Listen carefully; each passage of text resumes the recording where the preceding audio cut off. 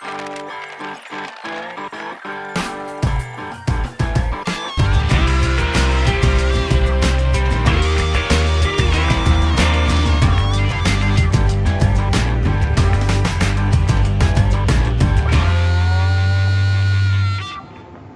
Vishy, are you seeing a combination or an integration of social requirements in with enterprise mobile requirements today? No question about it. I think a significant portion of what the expectations are from a mobile application are very much influenced by what all of us as individual consumers experience, right? So whether it's the airline app we use, the hotel app, something like a Yelp, Facebook, etc.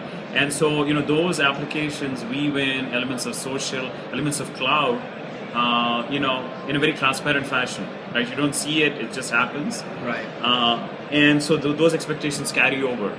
So whether that means internal organizations looking for, I'll give you an example, looking at a way to have an internal app store where their employees can go and download IT certified apps, mandatory apps, recommended apps based on your profile within the company.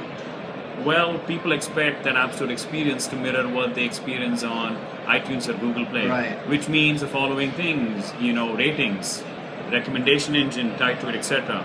Is that to say that all that is there today? No.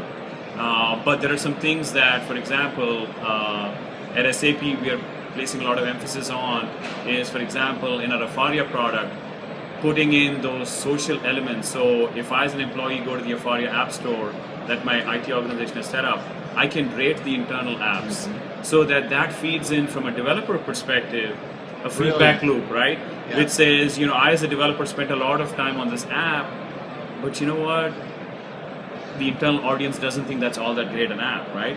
And that kind of feedback loop is actually very useful because that means that the IT organization now has a very tangible way of figuring out, are we dedicating our best resources from a development standpoint to the most relevant and engaging and compelling apps for our internal constituents.